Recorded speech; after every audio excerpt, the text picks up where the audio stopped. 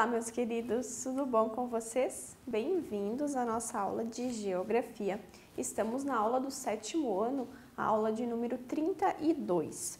Eu sou a professora Flaviane e não deixem de ter em mãos os materiais para vocês fazerem suas anotações, né? Caderno, caneta, lápis, marcador, né? Todos esses materiais de anotação, isso vai ajudá-los a responder as atividades mais tarde. E também, né, vai ajudá-los a ter esse exercício de fixar melhor o que a gente está conversando aqui. No processo de vocês escreverem, isso ajuda a fixar melhor o conteúdo. Então, não deixem de ter em mãos esses materiais, que eles são bem importantes e fazem parte da nossa aula, ok? Hoje a gente vai conversar um pouco sobre a questão da industrialização brasileira. Vocês lembram que em aulas anteriores a gente conversou um pouco sobre a questão da urbanização, e comentamos um pouco ali sobre essa questão da industrialização. Hoje e na próxima aula a gente vai se aprofundar mais nesse assunto da industrialização em si. A gente vai entender como ocorreu esse processo aqui no nosso país, né? E o nosso objetivo então com a aula é detalhar o processo de industrialização brasileiro, né? Como que aconteceu todo esse processo. Então vamos começar a nossa aula. As origens da atividade industrial. A transformação das matérias-primas, né, as matérias de base, de origem ali, em diferentes tipos de mercadoria, ele pode ser resultado de um trabalho artesanal ou então industrial, né? Lá no início a gente tinha somente esse trabalho industrial, esse trabalho manual, né? Que as pessoas, elas pegavam a matéria-prima, transformavam ela e depois via mãos mesmo, elas transformavam isso em algum outro tipo de produto. A partir da Revolução Industrial, então, a gente teve o acréscimo ali das máquinas, né, que passaram a substituir aquele trabalho manufatureiro, né? Na atividade artesanal, a transformação da matéria-prima, ela depende da habilidade, né, das mãos ali, também do conhecimento de quem está executando aquele trabalho, aquela tarefa, né? Então, essas pessoas controlam a produção do começo até o final.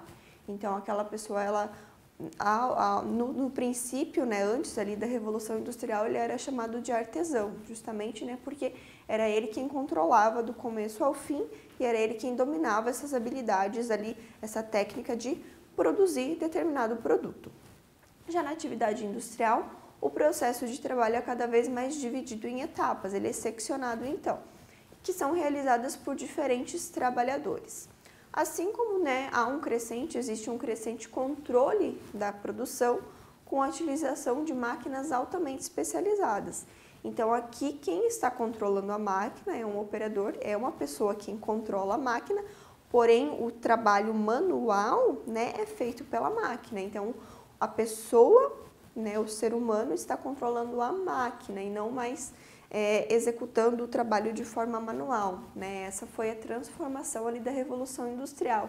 E a partir disso a produção ela pode ser feita de uma maneira mais intensiva, aumenta-se o processo produtivo, né? A partir do momento que você insere as máquinas e você secciona ali, você coloca essas etapas de produção. No final do século XVIII, quando a indústria estava florescendo, né, houve a Revolução Industrial, e então a indústria estava num processo de expansão na Europa. Dona Maria I, a rainha, até então, né, a rainha de Portugal, proibiu a existência de qualquer tipo de produção fabril na colônia brasileira. Então a rainha, né, de Portugal, que comandava o Brasil também, né, por ser uma colônia, então não só o Brasil, mas todas as demais colônias, né, então elas recebiam a ordem que vinha de Portugal, então a rainha ela proibiu, né, que nas suas colônias, incluindo o Brasil, existisse qualquer tipo de produção fabril. Então não era possível as colônias executarem tarefas, né, de produção. A colônia era quase autossuficiente, ou seja, esses trabalhos eram feitos manualmente, né, os produtos eles eram feitos aqui, mas era mais para um abastecimento interno. Não se era produzido, né, em uma escala que pudesse comercializar, né, para fora do país. As próprias ferramentas e até mesmo a roupa de que os escravos, né, que trabalhavam aqui usavam, né, por exemplo, eram confeccionadas nos engenhos. Então, era realmente um trabalho de manual e autossuficiente para que a colônia ela se mantivesse. Esse trabalho artesanal se transformou em tradição, que hoje é um marco da nossa cultura, né? Como isso ficou durante muito tempo, essa questão desse trabalho manual, então hoje em dia, né, vem como uma questão cultural, foi trazido para os dias de hoje como uma questão cultural. Aqui na imagem a gente tem a renda de bilro, que é um trabalho, né, português, veio, né, de Portugal esse tipo de trabalho manual. Aqui no nosso estado, Florianópolis, ela é bem conhecida por ter as rendeiras, né? As mulheres que fazem, até hoje em dia, esse trabalho aqui, ó. São utilizados esses bastõezinhos aqui, ó, de madeira, que vão se entrelaçando. E conforme elas vão trabalhando, né, esse entrelace ali, fazendo essa renda, dá um barulhinho, né? Então, o nome disso aqui é renda de bilro. Portugal, né, proibia a disseminação dessas máquinas industriais, né, devido a essa proibição ali da rainha, não podia ter, né, uma indústria, então era proibida a disseminação das máquinas também na colônia, né, na sua colônia americana, que no caso é aqui o Brasil. Só era permitida a produção das mercadorias por meio das quais a coroa obtivesse algum tipo de lucro, como o ouro e o açúcar. Então, como isso era levado praticamente in natura, né, salvo o açúcar que passava ali pelos engenhos, era moído e era processado nos engenhos, mas era de forma manual, né, não existia o maquinário, né, eram os escravos trabalhando. Existia uma máquina, né, feita ali de madeira, mas o trabalho em si era feito pelos escravos. Então, o ouro, né, era levado puro e o açúcar passado ali pelos engenhos, não existia um trabalho a mais em cima disso. Por exemplo, o ouro não era transformado em uma joia, né? O açúcar não era transformado em um doce, então era levado a matéria-prima. Entretanto, o predomínio do trabalho escravo impedia a formação de um mercado, né, de consumo de produtos industrializados. Somente poucas famílias abastadas tinham acesso a esses produtos que eram importados, né, da Europa. Como a mão de obra escrava, né, ela era a principal fonte de trabalho, e os escravos, né, não recebiam nenhum tipo de benefício. Eles não tinham, então, uma renda para que eles pudessem consumir aqueles produtos. Eles eram proibidos, né? O trabalho deles não permitia que eles obtivessem renda e então pudessem consumir outros tipos de produto que, né, como as famílias que tinham dinheiro poderiam consumir. Então, como não existia mercado consumidor dentro da colônia, automaticamente, né, aliado também a essa proibição de se existir máquinas, de se existir um trabalho industrial, então não existia um mercado consumidor e não existia produção. Então, tudo que era diferente, um produto mais elaborado, era vindo da Europa, era importado. Em 1808, com a chegada da família real, então em 1808 a família real, ela foge para o Brasil, né, fugindo então de um conflito com Napoleão, né? Napoleão estava dominando a Europa e colocou Portugal na parede. Ou Portugal se rendia, né, amigavelmente, ou eles iriam invadir Portugal. Então Dom João, né, que à época era o príncipe regente, ele resolveu fugir para o Brasil, né, veio se esconder. Ele foi auxiliado então nesse processo pela Inglaterra, né, que arrumou os navios, a esquadra ali, a frota de navios, para que eles pudessem vir para cá. Então veio toda a família real e também toda a nobreza de Portugal. Então Portugal em peso veio aqui para o Brasil, fugiu, né, veio se esconder aqui para o Brasil. E isso para nós foi bom, porque a partir disso o Brasil pôde se desenvolver de uma forma mais efetiva, porque até então a gente era uma colônia esquecida. Os recursos eram retirados e não existia incentivo, não existia, eles não faziam com que essa colônia crescesse, prosperasse de uma forma mais efetiva. Somente era retirado e retirado e retirado e não existia o retorno ao contrário, né? Eles não mandavam dinheiro para que aqui florescesse. Então, por um lado, para eles foi uma coisa difícil de se fazer, né? Trazer todo o império para o Brasil, né? Fugir para o Brasil, mas por outro lado, para a colônia isso foi bom, porque a partir daquele momento nós pudemos ter um crescimento mais efetivo. Então, com a chegada, né, da família real ali do príncipe regente Dom João, ele procurou estabelecer uma nova política para a colônia, que passava a ser então a sede no governo português. Ele revogou as proibições anteriores ali da mãe dele e reduziu os impostos que havia sobre as matérias-primas e os maquinários também necessários para a indústria. Então, a partir do momento que a família real ela se estabelece aqui no Brasil, a gente passa a ter esse incentivo maior para que a colônia ela floresça, né? Que ela não seja só de exploração, mas ela passe a produzir, ela passe a ter um comércio mais intensivo. Não só retirar os produtos, mas que ela pudesse produzir, pudesse exportar e não somente importar e só, né, para que a metrópole, no caso Portugal, retirasse todas as nossas riquezas, sem, né, uma contrapartida de investir aqui na colônia. Além disso, Dom João decretou em janeiro de 1808, né, em Salvador, uma carta régia, com um decreto de abertura dos portos às nações, formalizando benefícios muito favoráveis à Inglaterra. Então, como a Inglaterra ajudou a família real a vir para o Brasil, né, arrumou ali os navios, né, deu todo esse auxílio, em troca, né, em contrapartida, o príncipe regente ali, Dom João, fez essa carta onde os portos brasileiros eles estavam abertos às nações, principalmente a Inglaterra, porque até então os portos eles só levavam produtos aqui do Brasil e importavam somente o que era realmente necessário. A partir desse momento, os portos eles estavam abertos a todo e qualquer tipo de produto. Ao longo dos anos, a Inglaterra ela praticamente dominou então o mercado brasileiro com produtos melhores e mais baratos que aqueles fabricados internamente, o que manteve a fragilidade das atividades industriais por várias décadas, né? Como a indústria brasileira ela não era desenvolvida como a da Inglaterra, né? A Inglaterra já tinha passado pela Revolução Industrial e o Brasil nem maquinário tinha. Então a Inglaterra estava anos-luz, né, à frente em relação à produção industrial do que o Brasil. Então os produtos, logicamente, seriam muito melhores e de uma qualidade muito melhor. Então, devido a isso, né, o que era produzido no Brasil acabava ficando em segundo plano porque o que vinha de fora era melhor. Até dessa época acaba vindo nosso imaginário de tudo que vem de fora é melhor, né? Por quê? Porque nós tivemos esse atraso em relação à produção industrial.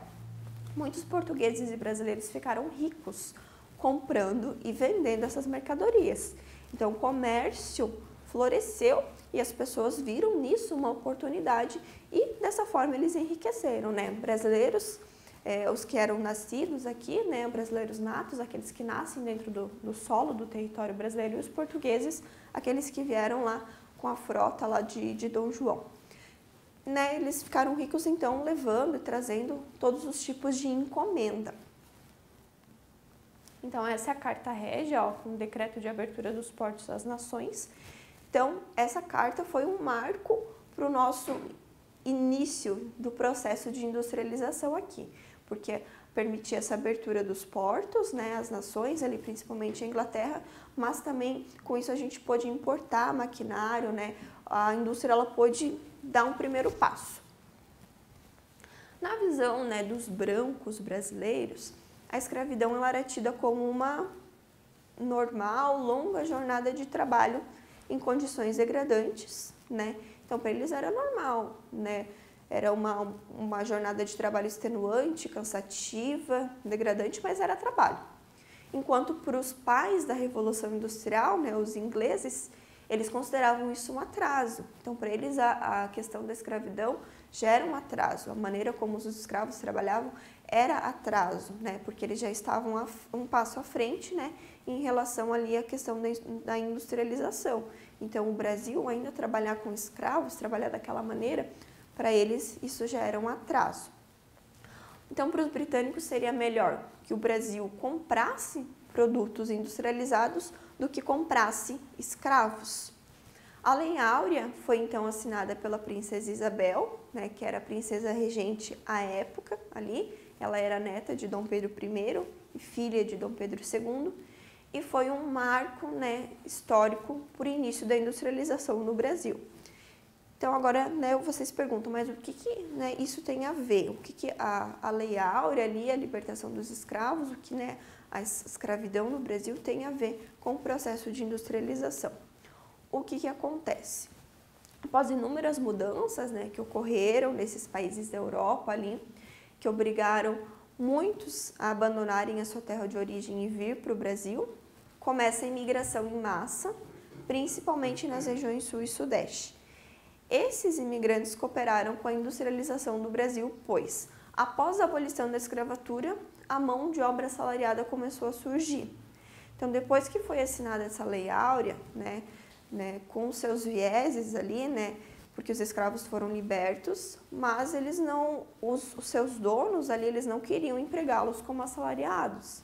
Eles foram escravos a vida toda e agora eles não tinham oportunidade de ter um emprego formal, emprego assalariado, porque os donos, né, dos engenhos, os donos dos grandes estabelecimentos, eles não queriam empregar aquela mão de obra escrava.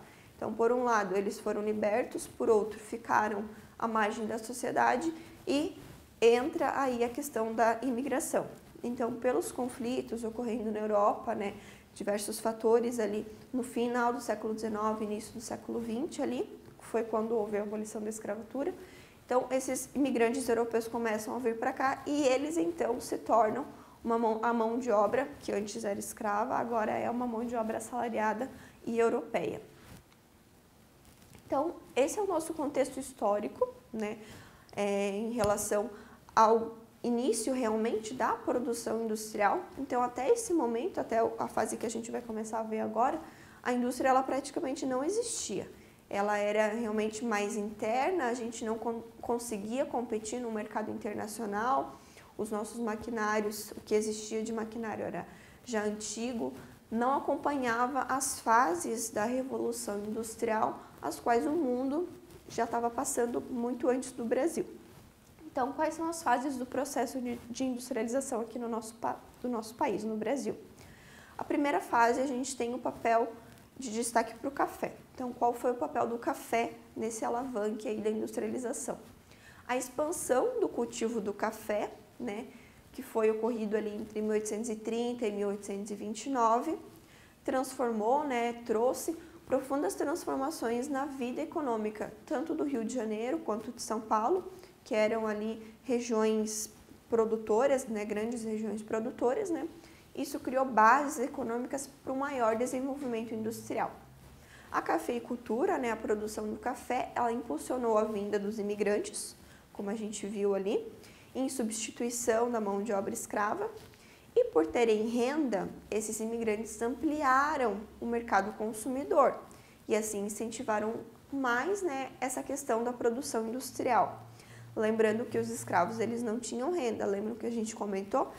Que então não era possível ter um mercado interno, porque quem tinha renda era quem detinha ali os escravos, né, famílias mais abastadas, mas o grosso da população, que eram, né, infelizmente, os escravos, esses não tinham um poder aquisitivo, eles não tinham o poder consumidor, eles não tinham como consumir nada do que fosse produzido, né, ou importado para o Brasil.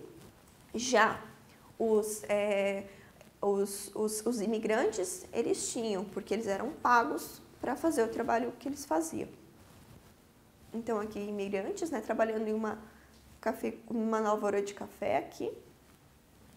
Então, a cafeicultura foi responsável também pela implementação de ferrovias, né, no estado de São Paulo e, como consequência, isso favoreceu, né, o contato da população residente no interior com a capital, que até então era o Rio de Janeiro, e a formação de novos núcleos urbanos.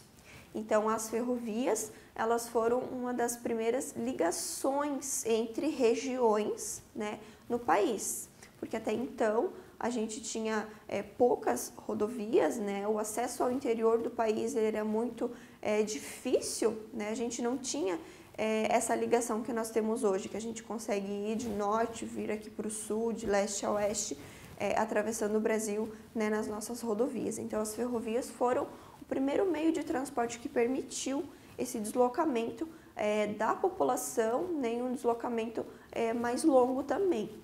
Parte dos lucros obtidos com o café foi investida então em outros empreendimentos, como casas de crédito, o que originou bancos, né? A partir do momento que tem o banco dando crédito para aquela pessoa, há mais dinheiro circulando, isso faz com que a economia ela cresça. A produção e a distribuição de energia elétrica, né? Diferentes tipos de indústria de bens de consumo não duráveis. Então, com o dinheiro circulando ali pelas casas de crédito, com a energia elétrica também sendo distribuída, é possível outros tipos de comércio, outros tipos de indústria que eles cresçam, eles se desenvolvam, né? Então, uma coisa vai puxando a outra.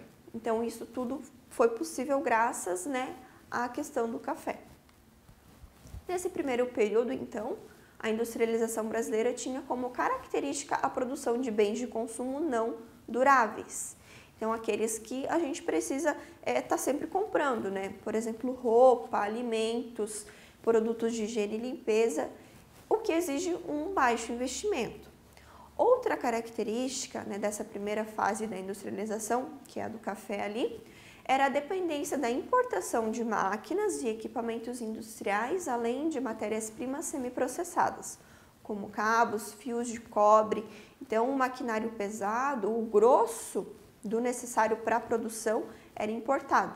O Brasil ainda não produzia bens de consumo duráveis, né, que são ali o maquinário em si. Então, a gente produzia bens de consumo não duráveis. Então, as máquinas elas eram importadas, eram trazidas, né? O processo produtivo que era necessário para o processo produtivo era importado e o restante era feito aqui no Brasil. Porém, né, o grosso ali, o que era necessário em si para a produção, era tudo importado. Então, a primeira fase é caracterizada por isso. Aí, depois da Segunda Guerra Mundial, então, a gente tem ali, né, durante ali, o início do século XIX, ali, né, que a gente viu, ali a questão do café, aqui a gente passa, então, para a Segunda Guerra Mundial. Então, uma segunda fase do processo de industrialização teve início, né, durante a Segunda Guerra Mundial, de 1939 a 1945. Nesse período, a escassez de produtos industriais importados, inclusive dos bens de produção, se agravou, né, e forçou com que o governo brasileiro ele passasse a investir na formação de mão de obra qualificada e no desenvolvimento da tecnologia nacional, né, nos mais variados ramos, mineração, metalurgia, petroquímico.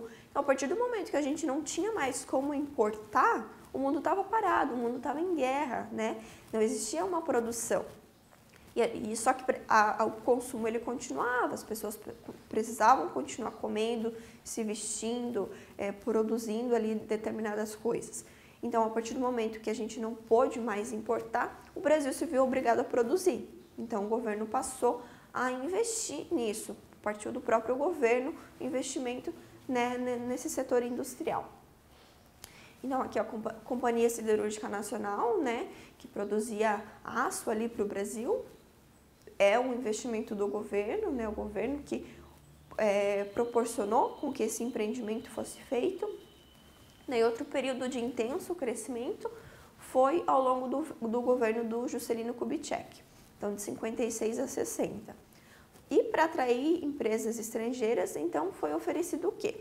Então lembrando que aqui a gente já passou, né, do período de guerras ali, já se passou a Primeira e Segunda Guerra Mundial ali, que foi quando, né, o governo passou a se voltar para esse mercado industrial.